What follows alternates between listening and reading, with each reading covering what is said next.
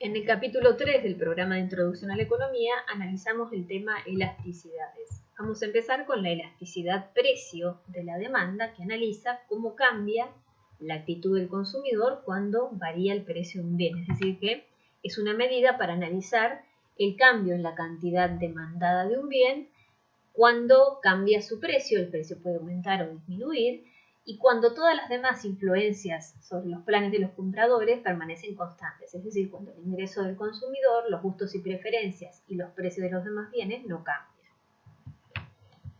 ¿Cómo se analiza esto? La elasticidad precio de la demanda es una medida que analiza la variación porcentual de la cantidad demandada con respecto a la variación porcentual del precio del bien.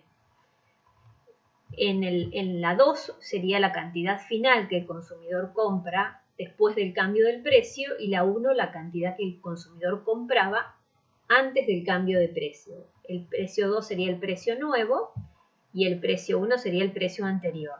Entonces, al dividir por la cantidad y dividir por el precio, lo que se hace es una medida que se le saca el efecto precio y el efecto cantidad, y nos queda una medida que analiza cómo reacciona el consumidor ante el cambio en el precio. Entonces, la primera parte de la fórmula se llama variación porcentual de la cantidad demandada y la segunda variación porcentual del precio. Está multiplicada por un menos 1 para interpretarla, que se lee en valor absoluto. Cuando damos los resultados de la elasticidad, nosotros sabemos que por la ley de la demanda, siempre si hay un aumento del precio, la cantidad demandada disminuye, y si hay una baja del precio, la cantidad demandada aumenta. Entonces siempre esta medida nos va a dar negativa. Entonces, si nosotros la multiplicamos por un 1, la vamos a leer en valor absoluto o en positivo. Posibles resultados que nos pueden dar. Uno es que la elasticidad precio nos dé 0. ¿Qué quiere decir esto? Que la demanda es perfectamente inelástica para el consumidor. Para que pase esto, la parte de arriba de la fórmula tiene que dar 0, es decir, que la variación porcentual en la cantidad demandada es 0. Nos puede dar un valor entre 0 y 1, es decir, va a ser mayor que 0 y menor que 1. Ahí decimos que la demanda es parcialmente inelástica. Se trata de bienes que el consumidor compra habitualmente, por ejemplo, o tiene que consumir habitualmente, por ejemplo, en un hogar la energía eléctrica, el combustible, los alimentos tienen este tipo de elasticidad.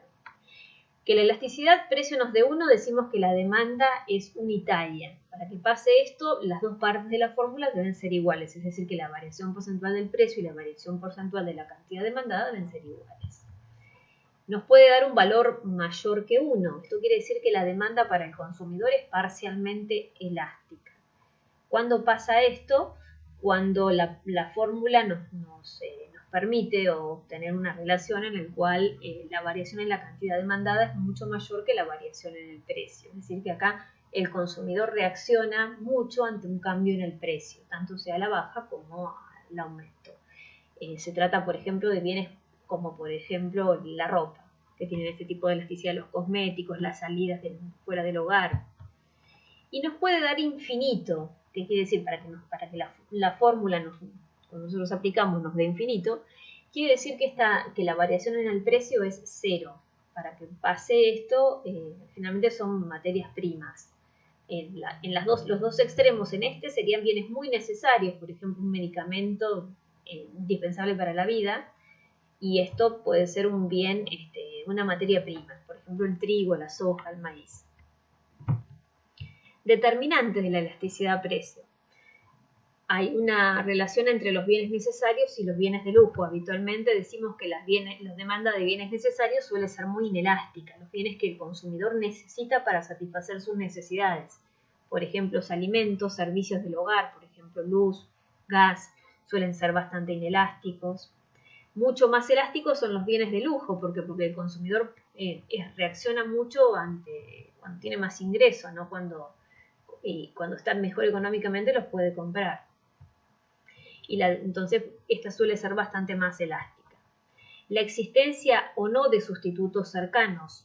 Cuando no hay sustitutos cercanos al bien que el consumidor necesita comprar, el consumidor va a asumir un poco más el cambio en el precio. Por ejemplo, en la energía eléctrica en el hogar. ¿Sí? Si no tenés posibilidad de sustituirlo por energía o complementarlo con la energía solar, vas a tener que asumir el cambio en el precio de la energía eléctrica. Entonces, si existen bienes sustitutos cercanos, la demanda tenderá a ser más elástica, porque el consumidor, ¿qué va a hacer? Se va a ir ante un cambio en el precio, porque vamos a suponer que el precio aumente un 10%, los consumidores van a disminuir mucho la cantidad demandada porque se van a ir hacia otro bien. Entonces, cuando no existen bienes sustitutos cercanos, decimos que la demanda suele ser más inelástica, porque no hay forma de poder hacer caso omiso a la variación del precio, de encontrar un bien que relativamente esté más económico. Y el horizonte temporal también se tiene en cuenta porque la demanda es más elástica cuando se analiza un horizonte temporal mayor y suele ser más inelástica cuando se analiza un horizonte temporal más bajo. Es decir, que a lo largo del tiempo el consumidor se adapta a los cambios de precios. Ahora, cuando recién el bien cambia de precio, el consumidor tiene como un shock, se asusta de ese cambio de precio y por ahí disminuye más la cantidad demandada. Entonces, la existencia de sustitutos cercanos es un elemento importante y también lo es la proporción en que el consumidor gasta en ese bien. Por ejemplo, cuando en los servicios de energía eléctrica, cuando ya el consumidor tiene un porcentaje importante de ingresos gastados en ese bien, habitualmente va a tener que reducir la cantidad demandada más porque no va a tener la posibilidad de pagarlo, probablemente.